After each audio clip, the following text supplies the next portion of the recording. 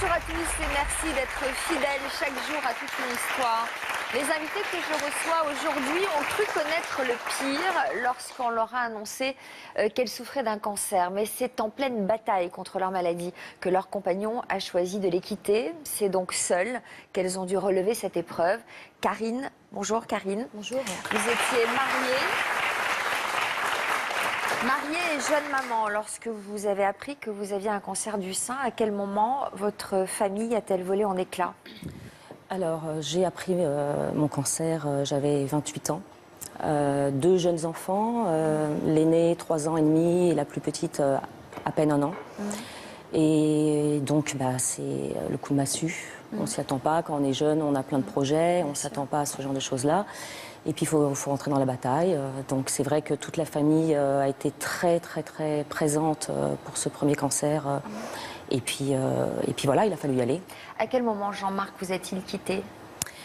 Alors, j'ai eu plusieurs cancers. J'ai eu un premier cancer et 3 récidives. Vous a quitté en quelle année? Il m'a quitté en 2005. Donc, après le 3e cancer? Exactement. D'accord. Pendant les traitements du 3e cancer. Donc, il est là aujourd'hui. Oui. Donc, ça veut dire c'est quelqu'un de courageux qui assume ses actes, qui nous dira pourquoi. Il en est arrivé à ce choix, comment il le vit. Vous avez quel rapport tous les deux aujourd'hui? On va dire qu'il y a une bonne complicité pour les enfants. Vous lui en voulez toujours? Il y a des choses que je ne peux pas pardonner. Mais je comprends que ça a été compliqué et qu'à un moment donné, il a eu besoin de vivre sa vie. Marie, pour vous aussi, la séparation a été très difficile à accepter. Vous en étiez où lorsque vous vous êtes retrouvée célibataire? Quand mon compagnon m'a laissée? Oui. Après ma 2e opération. Et ça fait combien de temps aujourd'hui? 3 ans. 3 ans. Est-ce qu'il vous a donné des explications quand il est parti? Non. On ne comprend pas. Déjà la maladie et puis après l'abandon, aucune explication. Et depuis, vous êtes encore en contact avec lui? Non, du tout. Alors, Frédéric Farigou est avec nous et va nous aider à décrypter les différentes phases qu'on peut traverser dans un couple lorsqu'on est confronté à la maladie. Ces ruptures interviennent au pire moment. Évidemment, elles sont forcément plus douloureuses. Forcément. Forcément, parce qu'il y a des moments de la vie où une séparation prend une autre dimension et est particulièrement souffrante. Et dans un cas comme le vôtre, on ne peut pas s'empêcher d'imaginer le sentiment d'abandon qu'on peut éprouver alors qu'on est en train de se battre contre cette maladie. Ça demande de rassembler toutes ses forces, déjà dans un moment de fragilité, à la fois psychique et physique. Donc cette vulnérabilité qui augmente effectivement la douleur et qui donne ce sentiment d'abandon. Alors, je pense que le cas de Marie, en plus, c'est différent parce que ça rajoute une souffrance dans le fait où il n'y a pas du tout de mots mis sur cette séparation. C'est comme une fuite.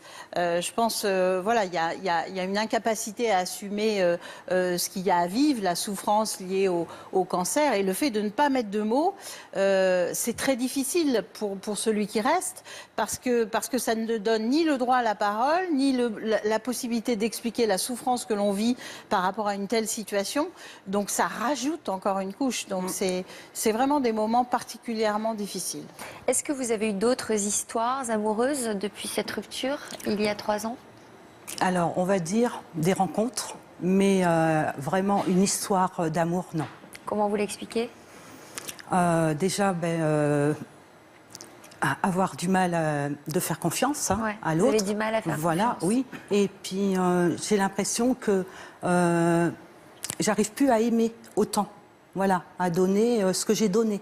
Par peur d'être à nouveau déçue? Je pense, je pense. Karine, j'imagine que vous comprenez? Oui. Oui, tout à fait. Alors, c'est vrai que moi, ça fait depuis l'âge de 28 ans que j'étais confrontée à la maladie. Aujourd'hui, j'en ai 43, donc il y a beaucoup de recul. J'arrive à prendre le recul maintenant et à mieux comprendre les choses. C'est vrai que moi aussi, pendant un certain temps, j'ai eu énormément de mal à me retrouver et à essayer d'avoir des rencontres amoureuses parce qu'il y avait un doute sur sa propre féminité, quoi. Je crois que c'est... Cancer du sein, ça touche vraiment à l'essence même de la femme, donc c'est très compliqué. Ça a été un challenge pour moi, un challenge de pouvoir, à un moment donné, séduire. Séduire, tout simplement. J'étais jeune, 33, 34 ans, quand c'était compliqué après avec Jean-Marc. Je me suis dit, il va falloir que tu rebondisses à un moment ou un autre. parce qu'il y avait les enfants, et c'est vrai que ça a toujours été ma priorité. Mais je pense que c'est important de se retrouver femme et puis de redonner confiance et se faire confiance soi-même. Je crois que c'est avant tout se faire confiance soi-même. Si on arrive à se faire confiance, voilà, je crois qu'il suffit d'une fois pour, entre guillemets, relancer la machine. Mais elle n'est pas vraiment imagée, quoi, la réponse. Alors, pour mieux comprendre à quoi ressemblait votre vie avant votre divorce, on va regarder un petit montage de certaines photos que vous aviez confiées. En 1989, Karine fait la rencontre de Jean-Marc alors qu'elle n'a que 16 ans. Et même s'il a 8 ans de plus qu'elle, le charme opère immédiatement. Karine voit en Jean-Marc un meilleur ami, un confident et se construit à ses côtés. 5 ans plus tard, le couple décide d'officialiser son amour. Ils se marient en 1994. De leur idylle naîtront 2 petites filles. Mais en 2001, une triste nouvelle vient assombrir l'horizon. Karine découvre qu'elle souffre d'un cancer du sein. Vous étiez mariée depuis combien de temps lorsque le diagnostic est tombé? 7 ans. 7 ans. Vous en étiez où dans votre couple? Ça allait bien, ça allait très bien. On avait la petite dernière qui venait de naître, elle avait tout juste 10 mois. On avait un bel appartement, tous les deux, une situation professionnelle correcte, plein de projets. Et oui, comme dans le reportage, c'est vrai que je l'ai connu, j'avais 16 ans. Et voilà, on avait 8 ans d'écart. C'était à la fois un copain, un amant, un amoureux, un compagnon. Voilà, c'était vraiment quelqu'un qui remplissait ma vie. Donc l'annonce de la maladie a été difficile. Comment réagit Jean-Marc? On en a parlé. On est parti d'ailleurs avant l'ablation du sein. On est parti en vacances une semaine. On a essayé de se détendre avec les enfants, d'en parler. Et voilà, et on était soudés. On était soudés. Et vous, Marie, comment a réagi votre compagnon quand vous lui avez annoncé la maladie? Quand je lui ai annoncé, il m'a dit « T'inquiète pas, je suis là, ça va aller. » Non, très rassurant, ça allait. 15 jours après, vous vous faisiez opérer. Oui. Est-ce que le cancer était à un stade avancé? Oui. La tumeur, elle faisait 4 cm et demi. C'était le stade 5, je crois. C'était assez avancé. D'abord, en 15 jours, j'ai été opérée. Un mois après, la deuxième opération, en radiothérapie, chimiothérapie, hormonothérapie, tout ça dans la foulée. Ça s'est fait très, très vite. Donc, vous avez subi une ablation totale du sein? Non, partielle. Partielle. Oui. 4 cm en bas avec le mamelon et le téton. Karine, alors vous avez donc subi cette intervention et puis vous êtes passée par la chimiothérapie, la radiothérapie. Là, on perd ses cheveux, on est brûlé, la féminité, on perd un peu de sa féminité. Vous étiez dans quel état d'esprit pendant que vous avez subi tous ces traitements? Disons que pour le premier cancer, j'ai fait confiance aux médecins et la féminité, j'essayais, je pense, de continuer à être féminine. C'est vrai qu'il a fallu accepter cette ablation. À 28 ans, elle était compliquée. Mais j'ai pas caché. Totale, oui. Ce qui vous concerne, oui. Mais j'ai pas caché cette cicatrice. C'est vrai que j'ai une tante qui a subi la même chose là cette année. Et pour elle, c'était impossible de montrer la cicatrice à son mari. C'était impossible d'avoir la tête nue devant son mari. Pour moi, non. C'était pas quelque chose qui me posait problème. Je l'ai assumé assez rapidement. J'ai continué à être féminine, mais les traitements étaient tellement difficiles que je continue de me maquiller. J'ai porté des perruques, alors à différents cancers, oui, d'autres non. Voilà, c'était plutôt en fonction de mon humeur.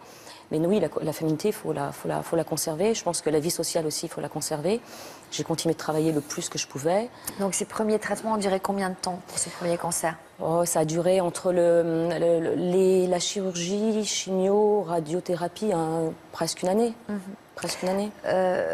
Psychologiquement, vous vous êtes fait aider à ce moment-là? À la fin du premier cancer, j'ai une tante qui est psychologue, j'ai fait des études de psychologie, j'ai vite compris que ça allait pas. C'est-à-dire que quand ça s'est arrêté, quand les traitements se sont arrêtés, on a à la fois envie de ne plus avoir tous ces coups de fil pour demander de nos nouvelles, mais c'est aussi un chamboulement par rapport à l'entourage, la maladie. Bizarrement, tout le monde nous dit qu'on nous aime, les sentiments sont livrés beaucoup plus facilement, ça fait du bien. Ça fait du bien et bizarrement, quand tout se termine, ça se termine. Et puis on se pose des questions. Est-ce qu'on est vraiment guéri? Les médecins nous laissent un peu de côté. Donc moi j'ai senti un petit peu ce vide et j'ai eu besoin d'en parler. Je voulais pas trop exprimer ça à la maison. Même si j'en parlais avec Jean-Marc, je pense que c'était utile d'aller voir un psychologue pour en parler. Et donc j'ai fait ce travail assez rapidement.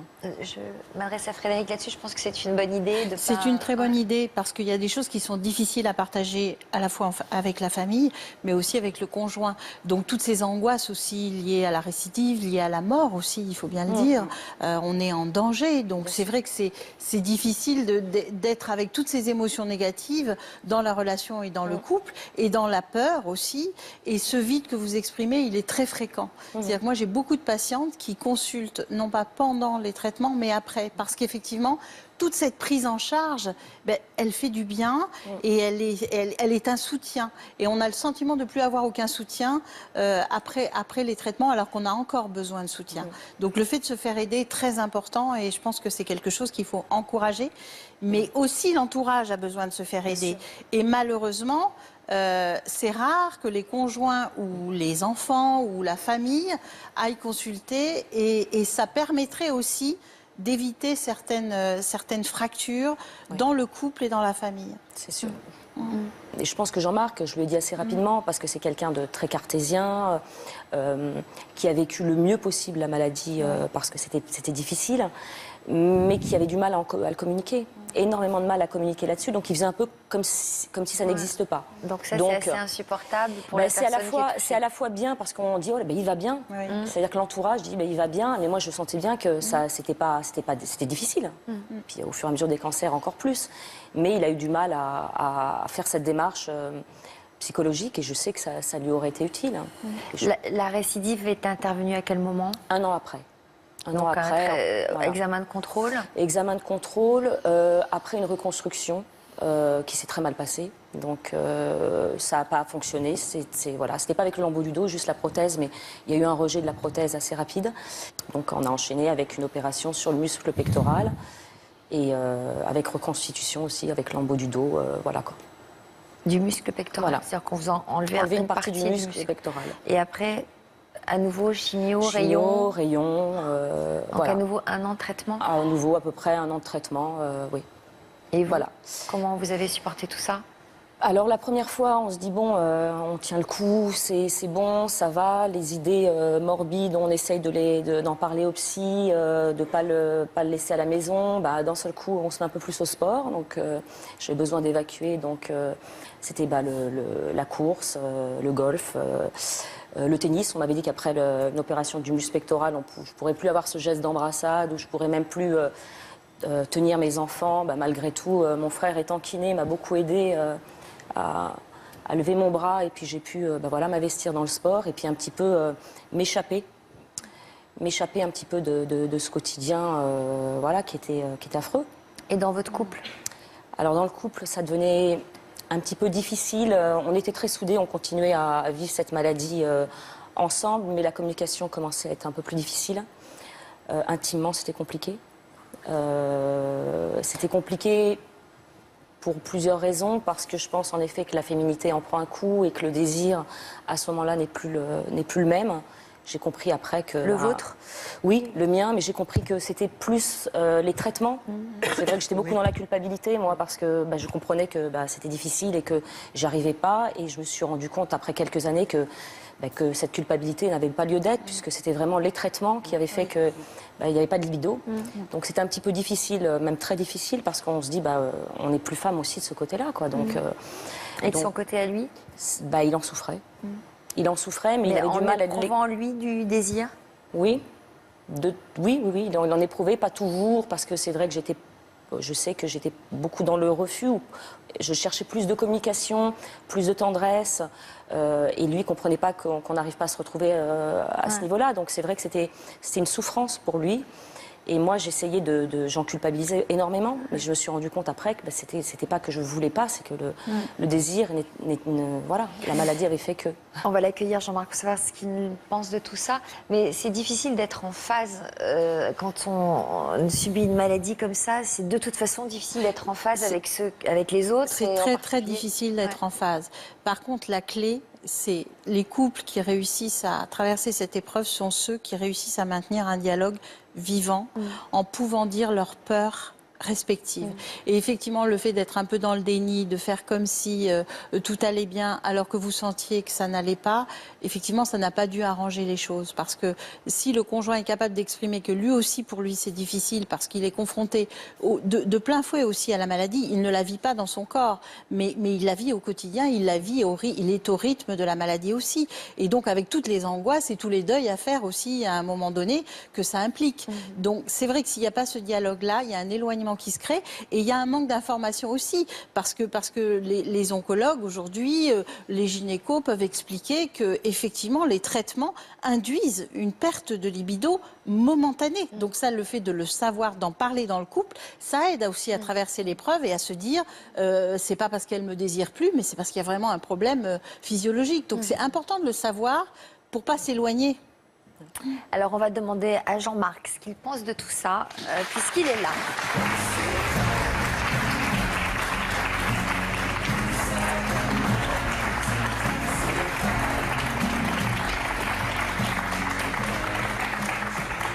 Alors d'abord, merci d'être là, parce que j'imagine que c'est pas facile pour vous qui êtes partis, de venir témoigner aujourd'hui et d'assumer finalement vos choix en venant nous les expliquer. Vous vous êtes dit quoi, Jean-Marc, à l'annonce de cette récidive? Qu'est-ce qui s'est passé en vous? Comme Karine vous a dit, il y a eu 2 récidives. La première récidive, c'est vrai qu'on n'a jamais vécu la première fois le cancer, donc on ne savait pas ce qui se passait. Une fois que la première récidive se passe, on sait ce qui va y arriver, 6 mois de traitement, de chimiothérapie. Donc c'est plus difficile parce qu'on sait à quoi on va être affronté. Malgré tout, je me suis toujours cru un peu Superman. Et comme c'est moi que j'allais bien, mon corps allait bien, et c'est vrai que... Et votre tête? Ma tête, je pensais qu'elle allait bien, franchement. Ouais. Je ne me posais pas de questions par rapport à ça. Je roulais, j'avais 2 petites filles qui... Je devais m'occuper encore plus qu'un père normal, ils allaient dire, voilà. Ouais. Et c'était mon rôle, et pour moi, c'était normal, voilà. Donc, je ne posais pas de questions par rapport à ça, voilà. Sur cette histoire d'intimité pas évidente, pour les raisons qu'on vient d'invoquer, comment vous le viviez, vous? Non, je ne sais pas comment je le vivais, mais c'était pas important pour moi, voilà. C'est pas le plus important pour moi. Pour moi, c'était que... Alors, je savais parce que... Karine avait 29 ans, bon, je savais qu'une récidive à 29-30 ans, ça peut être mortel, bon, et sans me le dire, c'est vrai que j'y pensais un peu, mais bon, je me disais, donc c'est vrai que je me disais, c'est pas grave, l'intimité, c'est pas le plus important c'est que ma femme vive, et qu'on a 2 petites filles, donc voilà. Donc quand même, vous y pensiez beaucoup, donc? J'y pensais comment? À quoi? À l'idée de la mort, quoi. Bah, j'y pensais, mais je me disais, on va se battre, donc ça va. Elle est très courageuse, donc on va réussir à surmonter tout ça. Voilà. Est-ce que vous vous êtes senti un peu mise à l'écart? Alors, c'est pas vraiment mise à l'écart, c'est que c'est humain, les gens, quand ils appellent, ils veulent savoir des nouvelles de Karine, et jamais de moi. Mais c'est normal. Ouais. Moi, j'allais bien, je montrais que j'allais bien. Donc, les gens, que je sois ses parents, ou même mes parents ou ma sœur, quand ils appelaient, ils avaient voulu tout savoir comment va Karine. Vous montriez que vous alliez bien, ça veut dire que... C'est-à-dire que je disais, moi ça va, je suis en pleine santé, c'est pas à moi qu'il faut s'occuper de moi, il faut s'occuper de Karine. Voilà. Sauf que le fait que vous le remarquiez, ça veut dire que... Non, maintenant je remarque. Hein. Non, mais à l'époque, vous souffriez peut-être quand même qu'on ne s'intéresse pas à vous? Honnêtement, c'est parce qu'il y a eu quand même 10 années qui sont passées. Alors, quand ça s'est passé, je trouvais ça normal qu'on ne s'occupe pas de moi. Voilà. Je disais, moi je suis en bonne santé, c'est ma femme qui est malade, c'est normal qu'on s'occupe d'elle. Voilà. Ouais. Maintenant, avec le recul, je me disais, c'est vrai que moi j'étais un peu de côté, mais je ne reproche personne, c'est compréhensif. Voilà. Karine vient de nous laisser entendre quand même que cette récidive a creusé une sorte de fossé entre vous, ça vous a éloigné? Vous diriez la même chose? Pas la 2e fois, c'est la 3e fois qui a été pour moi très douloureuse. À ce moment-là, vous aviez toujours des sentiments pour elle? Toujours sentiments. Même à la 3e fois, j'imagine. Oui, je pense aussi, oui. Mais c'est la 2e fois, c'est vrai que, à part le fait que je savais ce qui allait se passer, Et c'est vrai le décalage entre nous deux, c'est que Karine voulait vivre à 1000 à l'heure. Ouais. Moi, j'étais toujours enseignant, je vivais toujours à mon rythme. Ouais. Et donc, il y a eu un décalage par rapport à notre rythme de vie. Dès qu'elle avait un peu de temps de liberté, elle voulait partir à l'étranger, voir sa famille.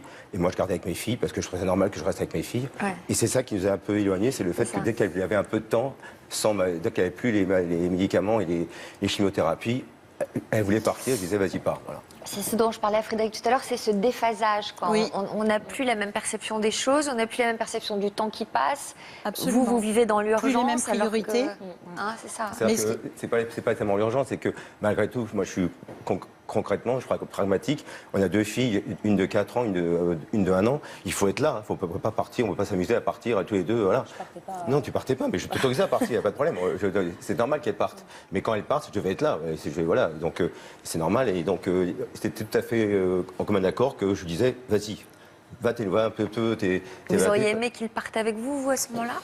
Oui, je me souviens plus exactement au niveau des voyages. Je sais que j'étais partie en effet, j'avais annulé les dernières chimiothérapies, c'était trop difficile, j'étais partie au dernier moment, comme ça j'ai dit stop, là ça suffit, en plein cours de traitement.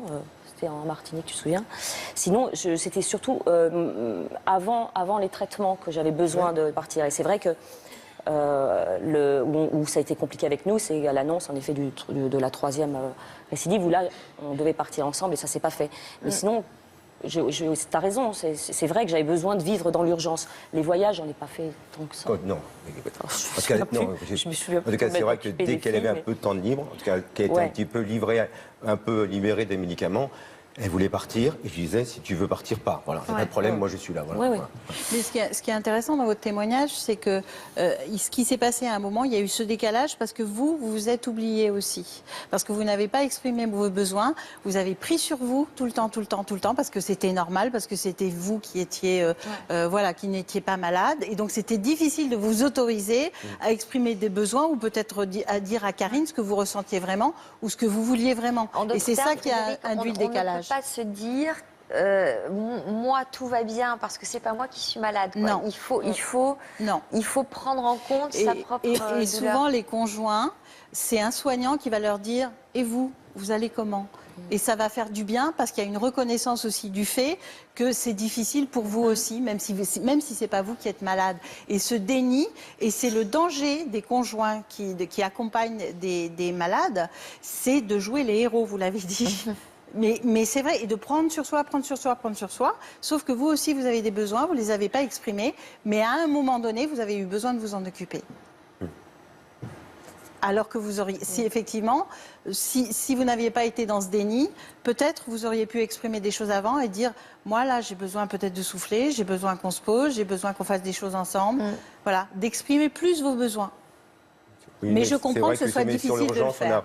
Je veux dire, c'est vrai qu'on n'a pas tellement le temps de se penser à tout ça parce qu'il y a sa femme qui est malade, il y a encore une fois les petites filles, et puis il y a la famille de Karine et la mienne qui sont hyper demandeurs de nouvelles, et donc on n'a pas le temps de dire, et moi, on est toujours...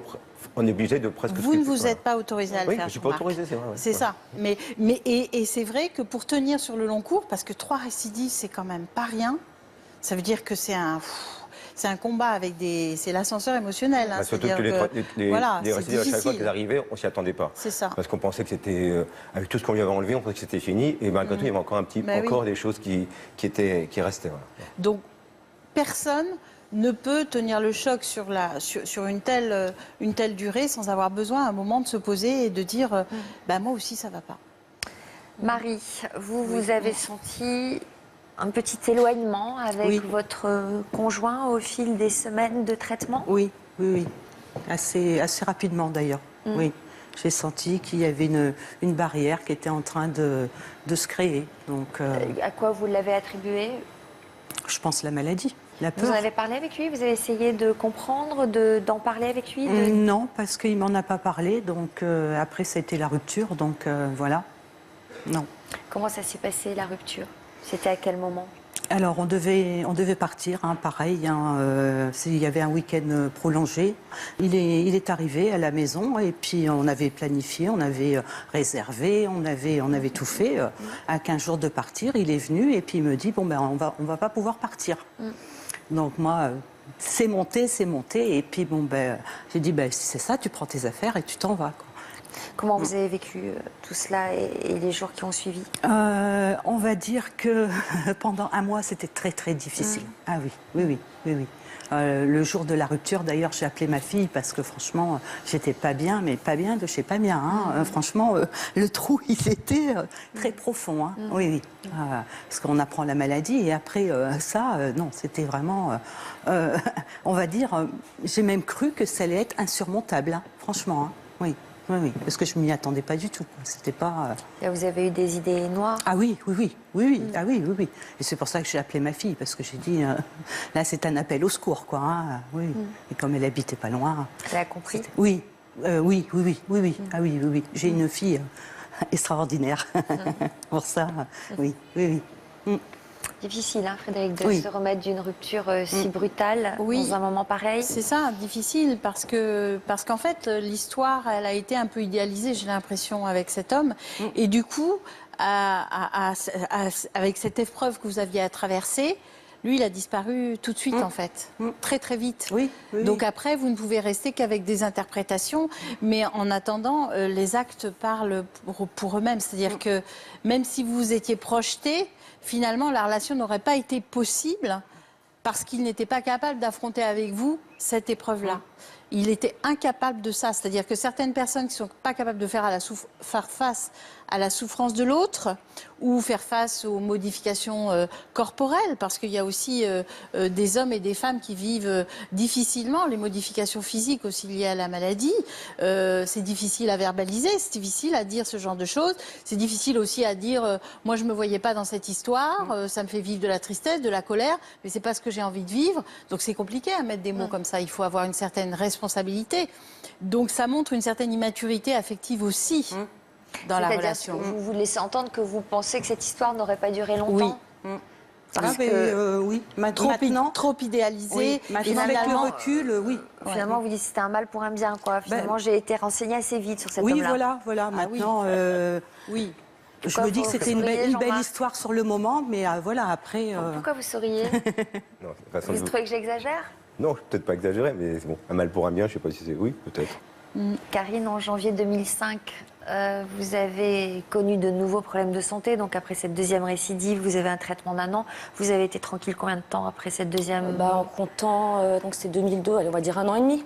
Tranquille Et puis pendant là, 1 an et qu'est-ce qui demi. s'est Et passé 2005, à nouveau une récidive. Alors c'est sur des ganglions axillaires sous la clavicule.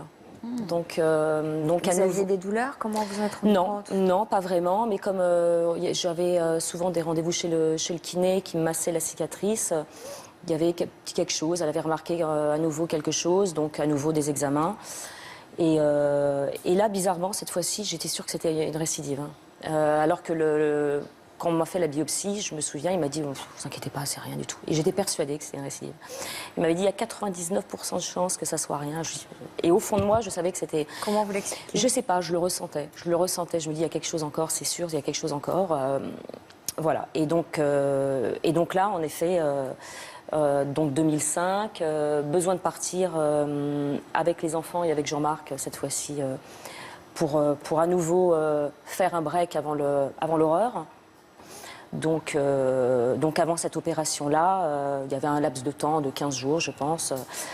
J'avais décidé d'aller m'évader un peu. J'avais besoin toujours de la mer, l'océan, le soleil, avec mes enfants et avec Jean-Marc. Et il n'a pas voulu m'accompagner, mais je n'avais pas de doute particulier. Je pensais qu'il en pouvait plus. De toute manière, là, je sentais que l'annonce, enfin, je ne sais pas si tu te souviens, mais l'annonce de cette récidive a été difficile pour Jean-Marc. Je me souviens de l'avoir pris dans les bras et lui dire, on va y arriver, mais il faut que tu te fasses aider.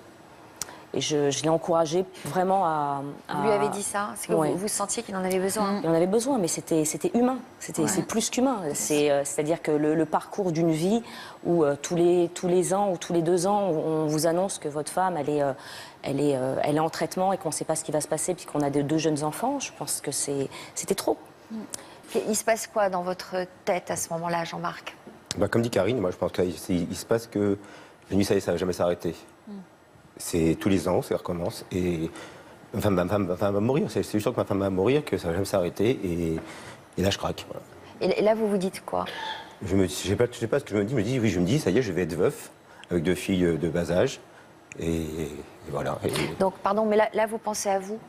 Bah, je ne sais pas si je pense à moi, mais en tout cas, je me dis, ça y est, t'as 41 ans, avec ta femme, de toute façon, c'est fini parce que tous les ans, elle va être malade. Donc, ce que j'espérais que ça revienne, ça ne reviendra jamais. Voilà.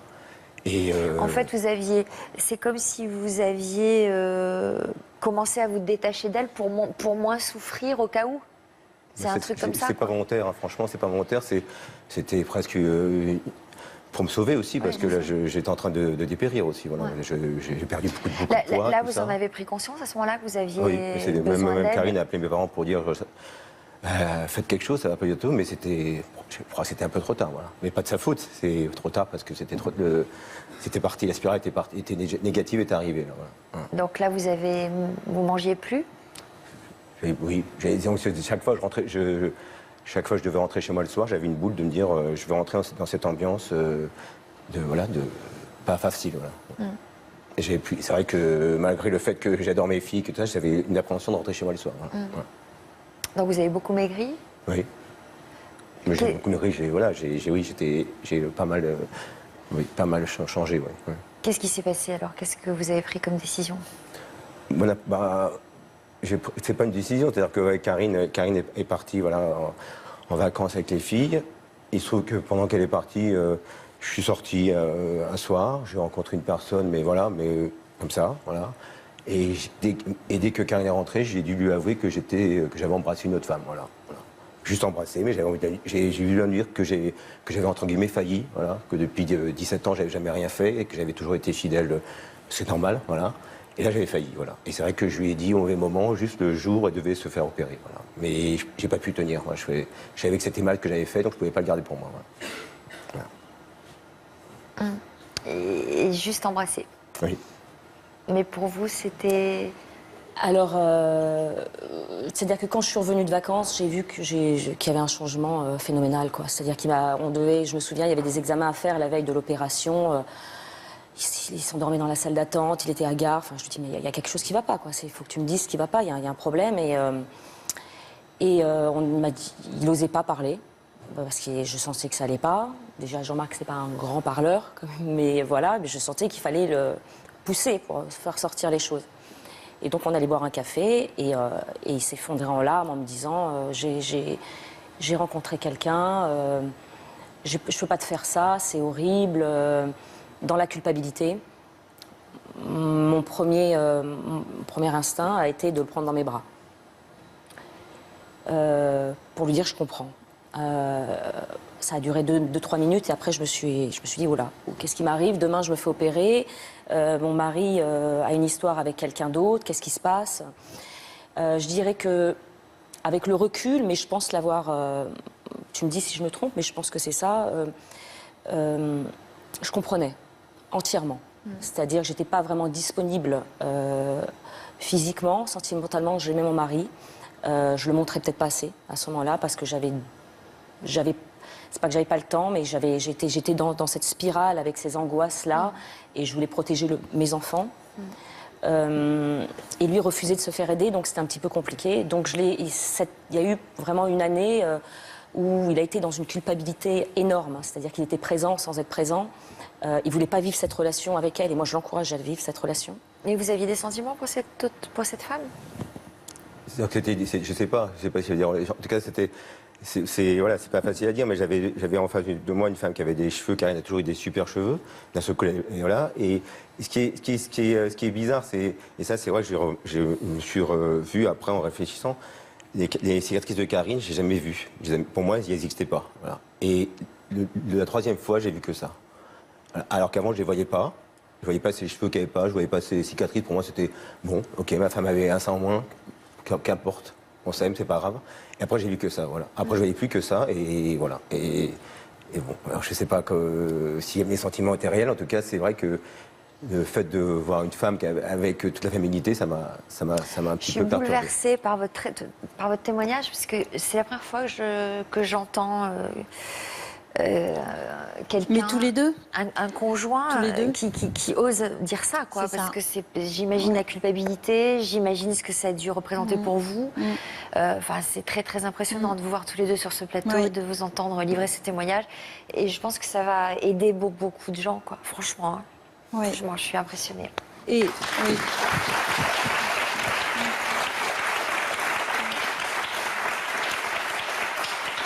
C'est vrai parce que l'amour était là. L'amour était là, mais il y a des choses qui n'ont pas pu être dites entre vous au bon moment. Et c'est vrai que cette troisième récidive, pour vous, vous aviez porté à bout de bras. Vous aviez fait le héros pendant tout ce temps.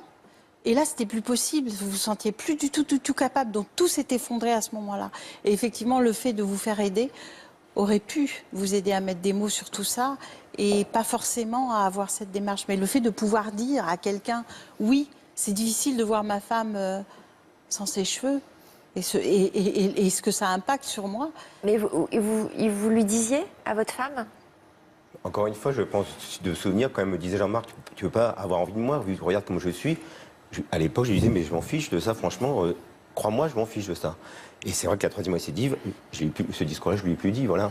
Mais Vous lui avez dit? Vous le pensiez, mais est-ce que vous avez eu cette discussion? Je ne m'en souviens pas vraiment de cette discussion. C'est vrai qu'on avait du mal à parler de l'intimité. Je n'ai pas vraiment de souvenir de discussion réelle, à part si sur ce petit bout C'est de le monde à papier. l'envers. Hein. Maintenant, c'est à moi qu'on donne les mouchoirs. Tout va bien. J'en ai aussi, t'inquiète pas. Vous voulez un- Merci. Pour la suite, on ne sait jamais. Non, mais oui, je pense que enfin, je pense que, en tout cas, moi, c'est un regret. On n'a peut-être pas parlé assez de ça, de Mais cette intimité. Ça a duré longtemps, cette période d'éloignement, de culpabilité. Ah, mais culpabilité, j'en ai prendre 6 ans en culpabilité. Donc la culpabilité, Non, mais là, vous n'êtes pas parti tout de suite, non, manifestement. je suis parti. Karine intelligemment m'a dit Jean-Marc va te ressourcer chez un ami. Je suis parti 15 jours chez un ami. Les filles me manquaient énormément, donc dès que je pouvais revenir, je rentrais. Et puis c'est vrai que il se trouve que, alors comme Karine m'avait dit, elle m'a dit vis ton histoire. Il se trouve que mon histoire, je l'ai pas vécue. Je l'ai pas vraiment vécue parce que je n'arrivais pas à la vivre. Ouais. Mais je la vivais pas, mais malgré tout, je ne vivais pas non plus avec Karine. Donc j'étais entre les deux. Ouais. Et du coup, ça fait que du coup, ça ne peut revenir parce que j'ai pas pu, entre guillemets, faire mon petite histoire. Voilà. Et ça s'est jamais passé parce que je ne pouvais pas la faire. Ouais. Mais d'un autre côté, le fait de revenir, voilà, chaque fois que je revenais, ça veut dire que c'est bizarre, c'est que quand j'étais chez moi, j'étais chez mon ami, chez mon copain, je lui disais, forcément, les filles me manquent, Karine me manque, et l'idée de revenir forcément me taraudait. Et dès que je revenais, de voir Karine, c'était pas elle, c'était son physique, mais c'est pas sa faute, hein, voilà. Bien sûr. Voilà, il fallait que je reparte. Voilà. Ouais. Et vous le viviez comment, Karine? À ce moment-là, il était mal. Je dirais que dans tous mes cancers, je pense qu'il a été plus malheureux que moi. Il a eu plus de mal à vivre la maladie que moi. Alors bien sûr, il y a les traitements, bien sûr que c'est...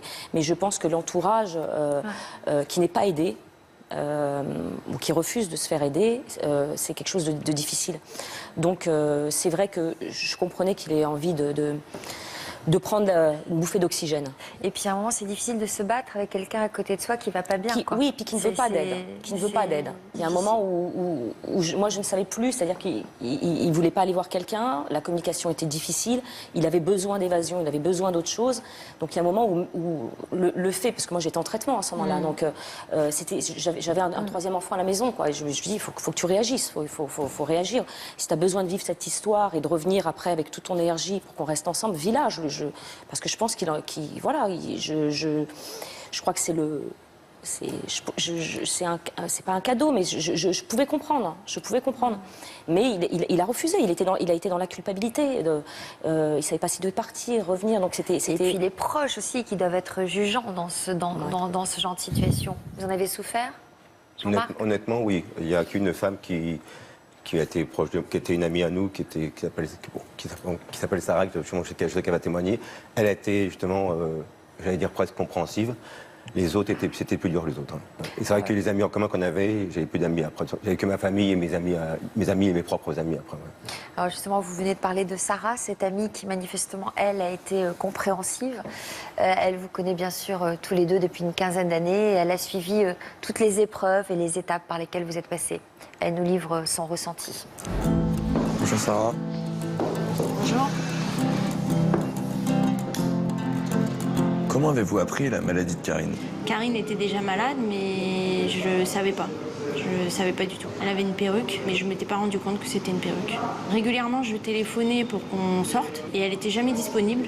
Et un jour, j'ai demandé à son mari, mais comment ça se fait que Karine n'est jamais disponible? Et elle m'a appelé ce soir-là en me disant, il faut que je te dise quelque chose. Et c'est là où elle m'a appris qu'elle était malade. Je me suis effondrée dans la cuisine.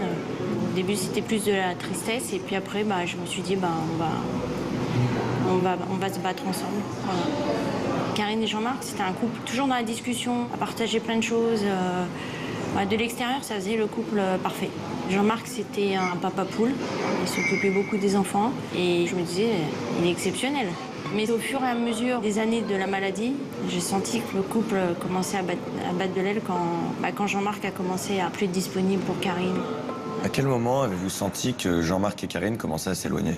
Karine a voulu aller se reposer avant de se faire opérer. Et là, il l'a poussée à partir avec quelqu'un de sa famille à elle, plutôt que de partir avec elle, alors qu'avant, ils faisaient toujours tout ensemble. Nous, on a tout de suite compris que c'était pas normal. Quand Karine est rentrée, elle a senti qu'il n'était pas bien.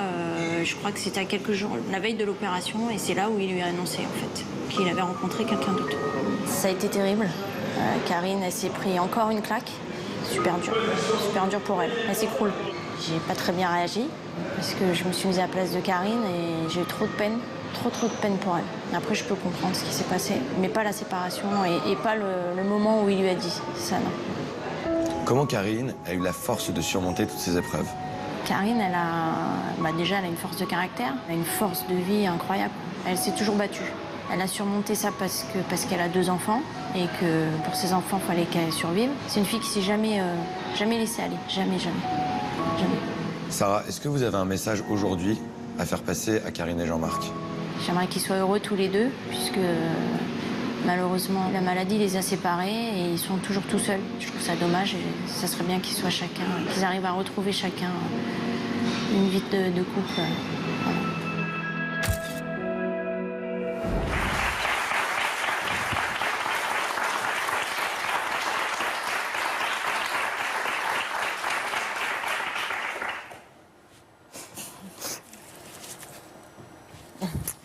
Karine, une force de vie, une battante, c'est d'autant moins évident de vous accompagner. J'imagine qu'il faut être à la hauteur de cette force de vie, peut-être aussi.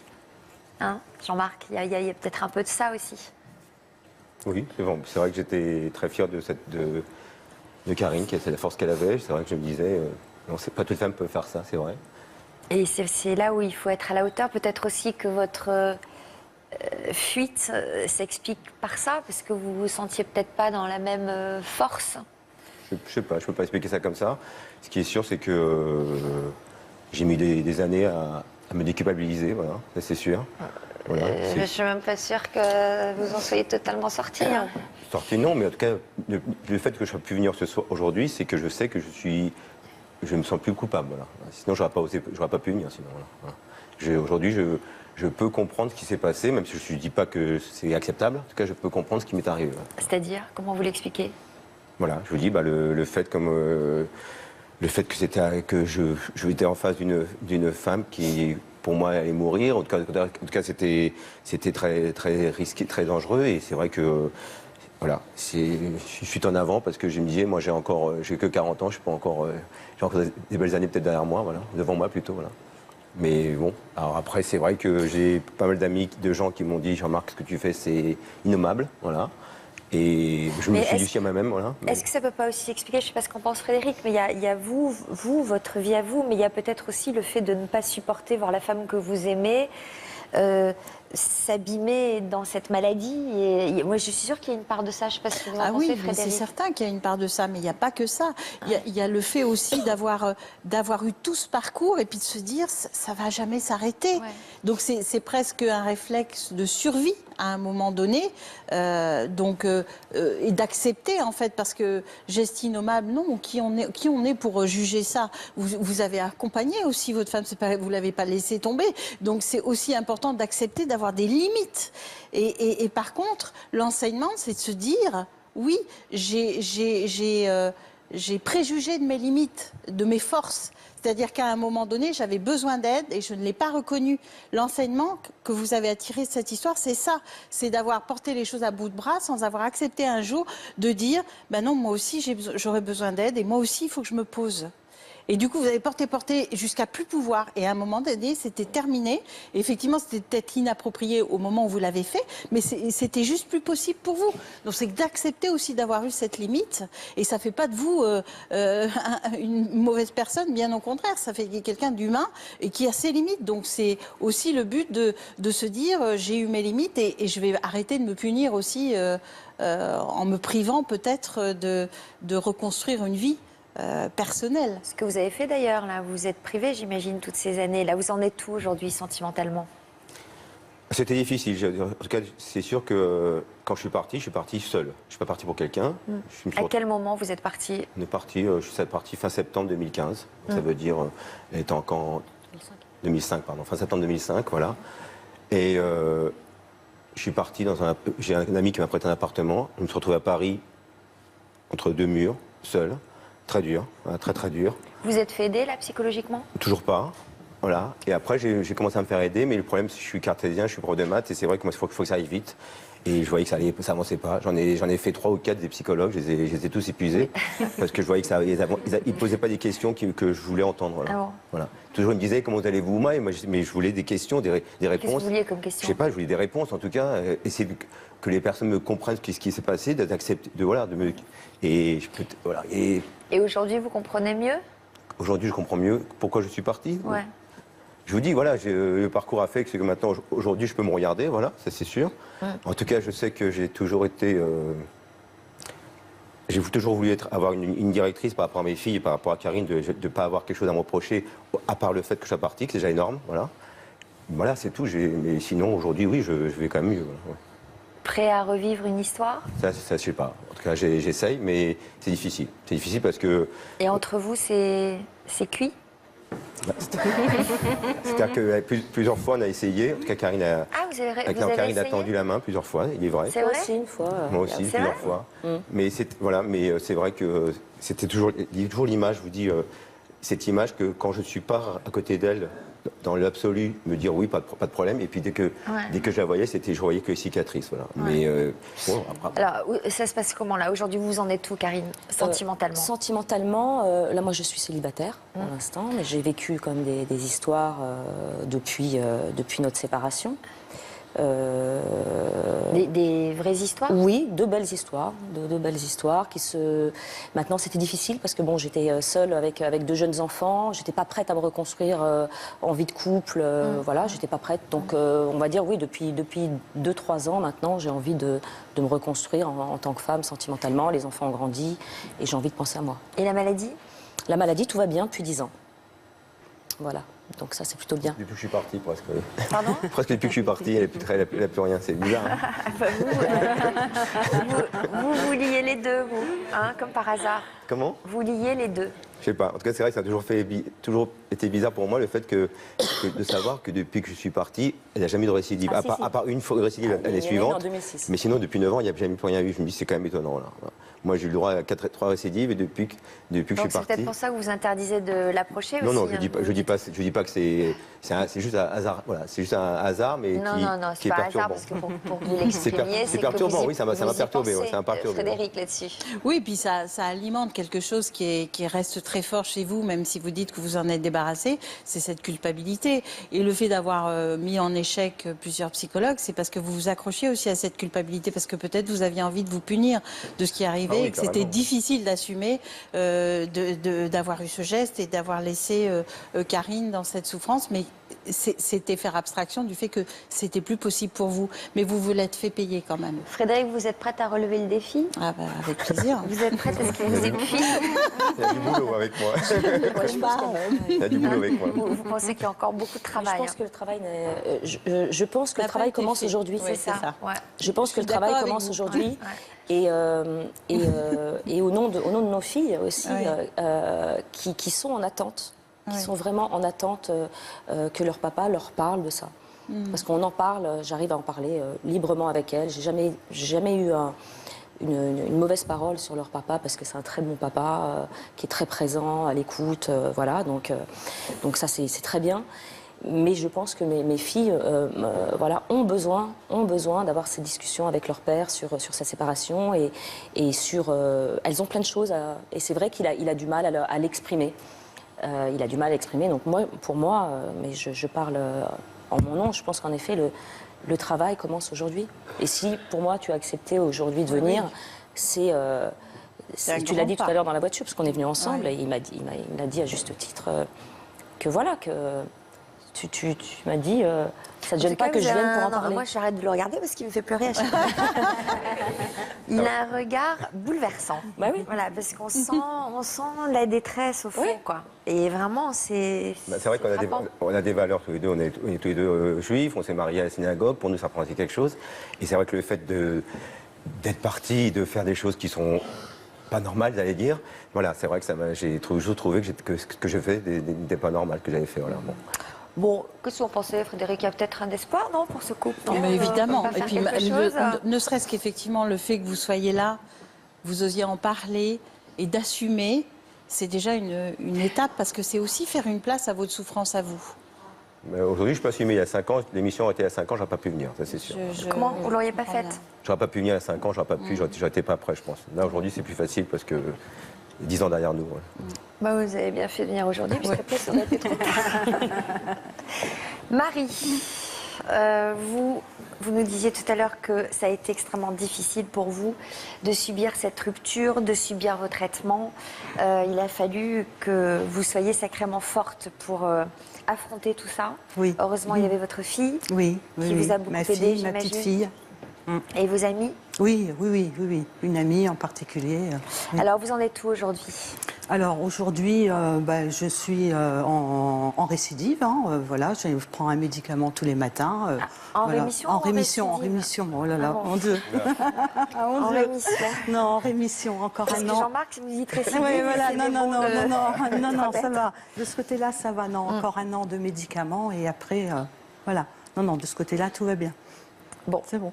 Et alors, sentimentalement? Ah, sentimentalement, rien. Parce que rien, parce que plus Parce confiance. que... Non, parce que...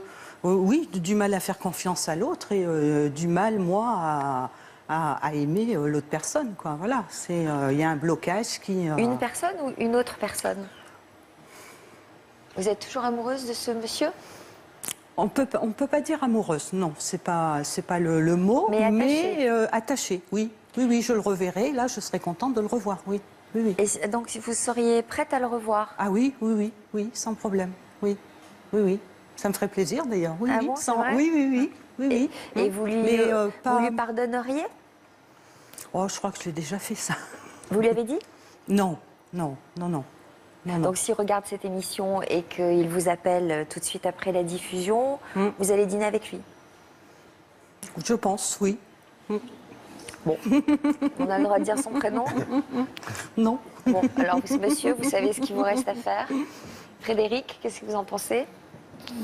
Ça m'inquiète un peu, en fait, pour tout vous dire.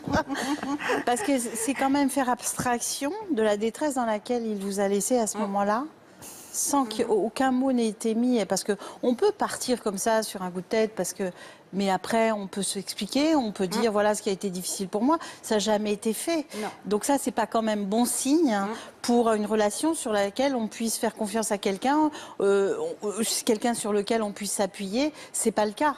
C'est-à-dire que c'est quelqu'un que vous ne pouvez pas, sur qui vous ne pouvez pas Ah oui, compter. mais quand je parle le revoir, c'est le revoir pour discuter, pas pour reprendre une relation. Ah, bon. Ah non. Ok. Ah non. Ah bah, nous, on avait Échauder compris une ça, fois. alors. Ah non, Ça va. non, échauder une fois, ça suffit. Non, non. Nous, on avait compris ça. Non. Oui. Ah non, D'accord, d'accord. non. Pour dire justement, discuter, parce qu'avec le temps qui est passé, peut-être avoir des réponses, justement. Oui. Hein, mais non, pas repartir dans une relation avec cette personne. Ah non, du tout. D'accord. Non. Non. Karine, vous pourriez peut-être l'aider à retrouver l'amour, parce que vous vous êtes lancée dans une... Disons que ça fait depuis à peu près 6 mois que j'ai ce projet de créer un site de rencontre dédié aux personnes qui sont touchées par le cancer ou qui l'ont été. Je me suis rendu compte qu'il existait des centaines de sites de rencontres avec des critères bien précis. Préférences sexuelles, ça peut être aussi en fonction des revenus, de l'âge, voilà. Et il y en a pour les handicapés, il y a des sites de rencontres pour les handicapés, pour les gens qui ont le sida, et il n'existe pas de site de rencontre pour les personnes touchées par le cancer, alors que ça touche des millions d'individus. Et ça m'a un peu interpellée, et je me suis dit, bon, je vais essayer de créer ce site qui s'appelle Happy, comme Happy, tout avec T2O. Et j'ai aussi une page Facebook où je mets en ligne un questionnaire où les personnes qui sont touchées par la maladie ou qui l'ont été peuvent y répondre pour voir si ce projet peut être faisable. Et je me rends compte que j'ai des réponses qui sont très touchantes. Des rencontres entre 2 personnes ayant été touchées par un cancer. Voilà. Alors ça peut être des rencontres amicales, de partage ou amoureuses. Quand on a traversé cette épreuve, on est à même de mieux se comprendre. Je pense qu'il y a de ça. Je pense que ça peut être un tremplin. J'ai discuté avec des jeunes sur des forums de 20 ans qui ne peuvent pas sortir en boîte avec leurs copains ou aller boire un coup et faire la fête jusqu'à 4 h du matin parce qu'ils sont en traitement. Alors ce qu'on propose aujourd'hui pour les gens qui ont le cancer, c'est en effet dans les hôpitaux des activités, du baby-food, des petites choses comme ça. Et on sait aujourd'hui que le meilleur moyen de communiquer, ça reste Internet. Et ces jeunes qui pourraient le soir communiquer entre eux, se faire des copains ou avoir une aventure ou une relation amoureuse, je trouve que c'est un beau projet. Donc ça me tient à cœur, j'essaye de le monter. Je cherche bien sûr des subventions et voir comment je pourrais monter ce projet. J'ai des réponses plutôt positives de gens qui ont entre 18 à 65 ans, donc je trouve que c'est un bon tremplin. Vous avez repris une vie professionnelle, vous ? Oui, je suis enseignante. Merci à tous les 3 pour vos témoignages.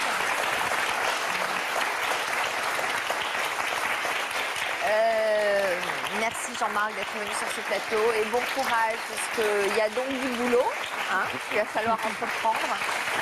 Toute une histoire vous donne rendez-vous ce week-end dans votre version féminin.